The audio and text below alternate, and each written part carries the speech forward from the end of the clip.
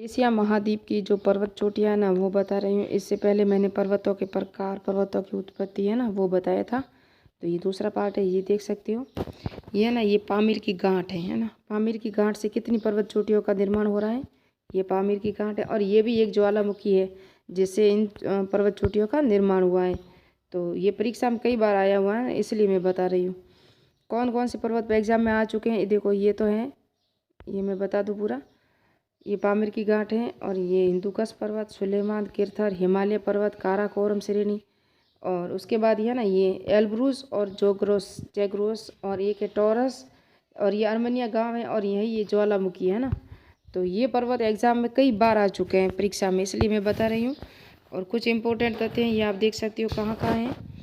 और बाकी ये सब पर्वत हैं, वास्लो नाम है ना, यासनो ना, नानासान, ये सब पर्वत हैं। लेकिन इनको सबने डिटेल से पढ़ते हैं अभी हम सब मैप से समझेंगे। भारत की सबसे ऊंची चोटी कौन सी है और भारत के अंदर किस कौन सी सबसे ऊंची चोटी है और विश्व की सबसे ऊंची चोटी कौन सी है। मैंने कहा था ये पामीर की गांठ है और इसे पामीर की गांठ, पामीर का पठार भी यही है। यहाँ से जो हिंदुकुश पर्वत एक निकलता है, एक केरतर की पहाड़ियाँ, एक सुलेमान पर्वत निकलता है। उसके बाद ये काराकोरम पर्वत श्रेणी जिसे K2 या गॉडविन ऑस्टिन भी कहा जाता है।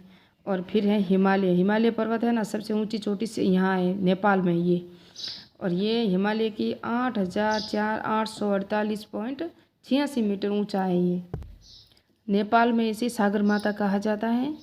और ये आप देख सकते हो। और सिक्किम है ना, सिक्किम, ये काराकोरम गाडविन ऑस्टिन है ना, ये भारत की सबसे ऊंची चोटी है, लेकिन ये पाक अधिकृत क्षेत्र में आती है ना, इसलिए भारत में नहीं है। भारत में सबसे ऊंची चोटी है ना वो है कंचनजंगा, जो सिक्किम में। ये भारत की संपूर्ण जो सर्वोच्च चोटी है ना वो है भारत की, वो उत्तरी हिमालय में, हिमालय क्षेत्र की जो सबसे ऊंची चोटी है वो भारत में है, वो है काराकोरम। और भारत की जो सबसे ऊंची चोटी है वो है कंचनजंगा, सिक्किम में। और उसके बाद हम देखेंगे ये किस किस किस श्रेणी में आती है, वो सब मैं अभी समझाऊंगी पूरा।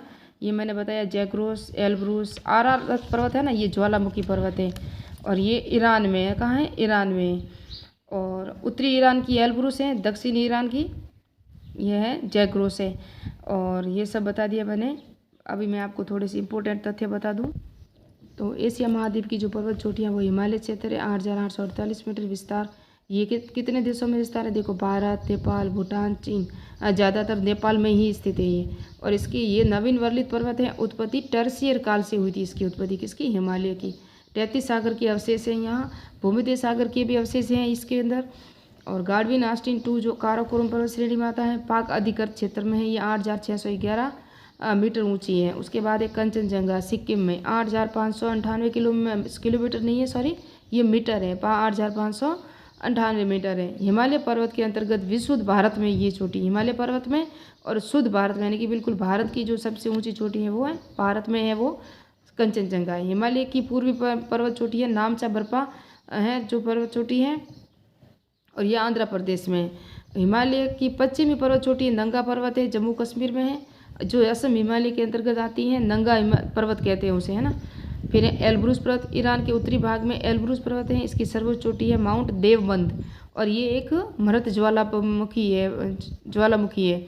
कौन सा? माउंट देवबंद। उसके बाद है जाग्रोस, ईरान के दक्षिणी भाग में है और इसकी सर्वोच्च चोटी है माउंट देना। तो माउंट देवबंद है वो एल्ब्रूस पर्वत की है और जैग्रोस पर्वत की है माउंट देना है। और उसके बाद अराकान योमा पर्वत श्रेणी, ये म्यांमार में नवीन वर्लित पर्वत है। पूर्वांचल और अंडमान निकोबार भाग भी इसी पर्वत श्रेणी के अंतर्गत आते हैं।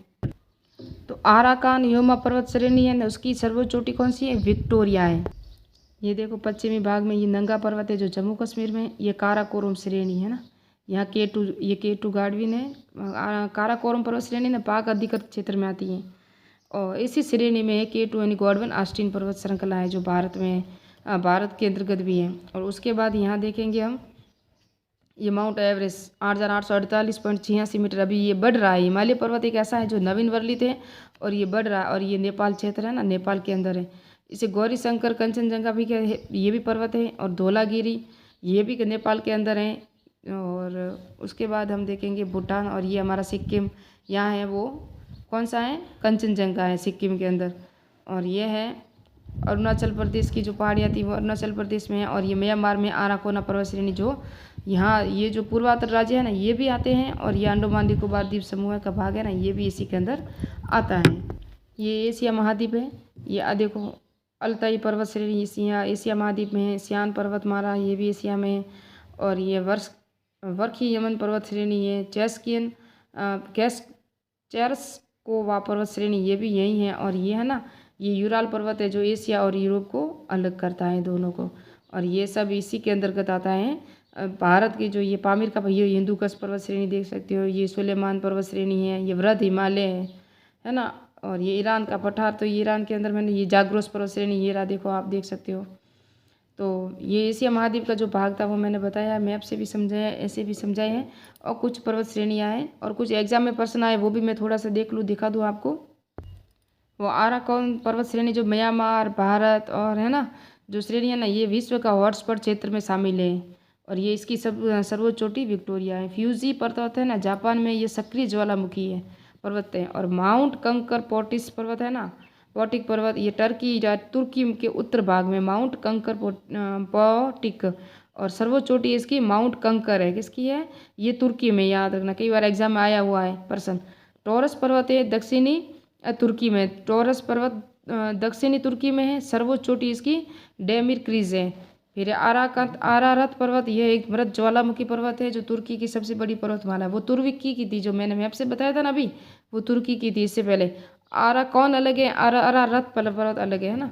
एल्ब्रूस और जाग्रोस पर्वत श्रेणियाँ भी इसी के भाग में आती है। आरारत श्रेणी जो टर्की में, एल्ब्रूस और जाग्रोस तो ईरान की पर्वत श्रेणियाँ हैं और ये तुर्की की है। तो ईरान की ये जो है ना ये इसी कई भाग हैं जो मैंने अभी बताया था, उसी पर्वत ज्वालामुखी पर्वत की सारी चोटियाँ यहाँ से बनी हैं। अभी मैं थोड़ा सा और इम्पोर्टेंट तथ्य बता दूँ। ये कुछ प्रश्न हैं जो पूर्व एग्जाम में आए हुए थे इसलिए मैं बता रही हूँ। निम्नलिखित में से कौन सा प्राचीन वर्लित पर्वत नहीं है? तो इसमें से कौन सा नहीं है? अपलेशियन पर्वत है ना ये नहीं है। एंडीज, यूराल, अरावली ये सब है ना क्या है वर्लित पर्वत है। और ये अपलेशियन पर्वत है ये नहीं है। एक ये भी प्रश्न आया ब्लैक फॉरेस्ट एक उदाहरण में, तो ये अवशिष्ट है ना पर्वत है। अवशिष्ट पर्वत कौन सा है? ब्लैक फॉरेस्ट है। इससे पहले मैंने कल आपको ज्वालामुखी पर्वत भी बता दिया था, फ्यूजियामा वगैरह थे वो थे ज्वालामुखी पर्वत थे। और गुंबदगार भी पर्वत में आपसे मैंने समझाया था कि कौन कौन से थे। गुंबदगार पर्वत थे वो भी बता दिया था। जो उत्तरी अमेरिका के उठा राज्य में हेनरी और यूटा पर्वत थे वो थे गुंबदगार पर्वत।